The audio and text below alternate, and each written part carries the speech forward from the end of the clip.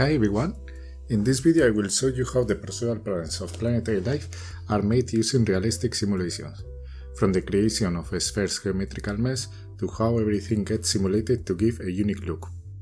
This is another devlog of Planetary Life, a game where you can simulate planets, life and evolution. Let's start. To generate a planet we first start by creating a sphere. There are many different approaches to drawing a sphere using polygons. The first one is the classic sphere we can see here, but this idea was immediately discarded because it creates really bad distortion at the poles. Also, you can generate a sphere by inflating a cube made of squares. This is the easiest approach, not only to generate the sphere, but also to apply different levels of detail later. However, this approach doesn't distribute the distance between vertices equally, so it creates a bit of deformation in some areas. Also, Planetary Life internally works as a tile-based map, so with this approach we will have a classic square tile map, and I was looking for something different. For this game, I decided to use an icosahedron. This solution gives equally distributed vertices everywhere. Also, later when I use the vertices as tiles, I will get hexagons, which are nicer for this game. However, there are two problems. The first one is not all tiles will be hexagons. There will always be 12 pentagonal faces that we will need to handle carefully later. The second problem is that because of the complexity of the mesh, it's really difficult to create the dynamic level of detail required when zooming in and out of the sphere. Luckily, there are already algorithms on the internet to solve this, but I'm not going to get into detail about this in this video. For this video we will create a planet with a resolution of around 2500 tiles, same as in the game.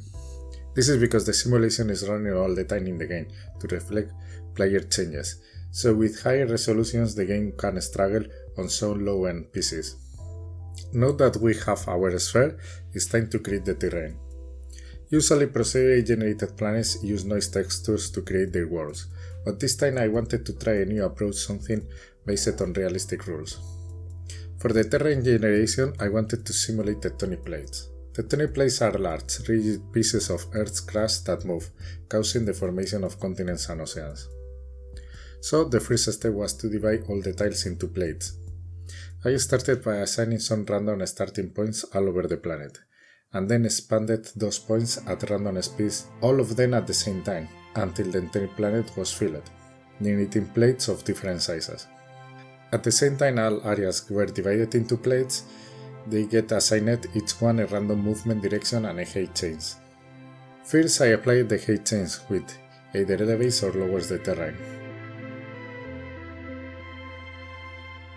Next I applied 8 changes along the boundaries. There can be 3 types of plate boundaries. Convergent, plates move toward each other.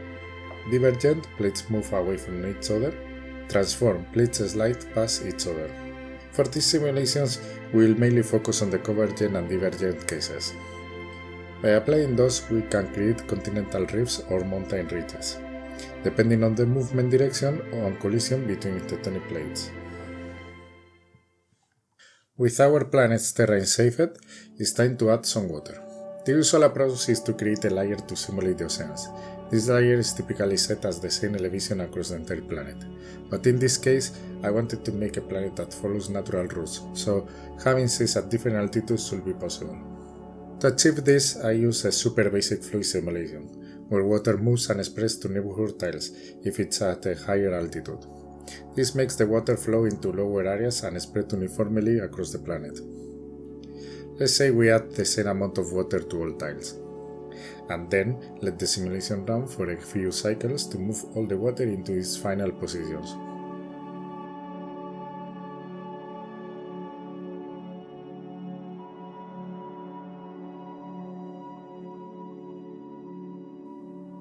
And now it's time for the climate simulation. But before we continue, we need to deal with the temperature. This will be crucial for the climate simulation coming up next.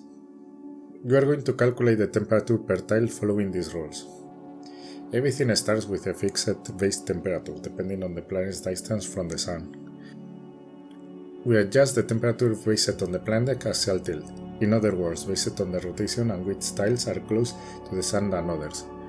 In this case, with an axial tilt of 0 degrees, the equator is closer to the sun, so it will be warmer, while the poles will be colder. Finally, the altitude of each tile also affects the temperature. High mountains will be cooler than deep reefs. This isn't super accurate, but it gets the job done for now. Once we have implemented all these rules, here is what the temperature maps look like. By the way, remember to subscribe to the channel and wishlist the game on Steam right now, link in the description. Okay, with temperature calculated, it's time to simulate the climate. Any water at or below 0 degrees Celsius, 32 Fahrenheit, will be covered into ice. The higher the temperature, the faster the evaporation rate. This removes water from the land little by little and moves into the air. Wind currents move the water vapor to different tiles. If the temperature drops or the air reaches its water holding limit, the tile will start a airing process, transferring water back from the air to the land. However, one thing is still missing: the wind currents. For this, I recreated Earth's atmospheric banded circulatory system. This splits the planet into 6 horizontal cells, each with its own wind direction. The separation of these cells and their wind patterns are based on complex calculations, but to keep things simple and to avoid melting splitter species, I just copied Earth's model. After implementing this, putting everything in place and making some adjustments, our climate system is ready. And here are some examples of how it looks.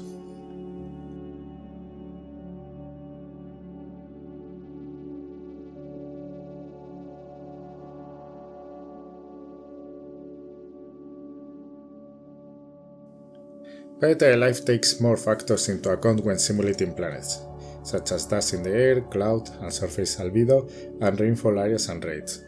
But for this video I wanted to keep things simple and avoid going into game-specific details. I hope you enjoyed this video and that it gives you some inspiration, especially if you are developing procedural worlds. See you soon!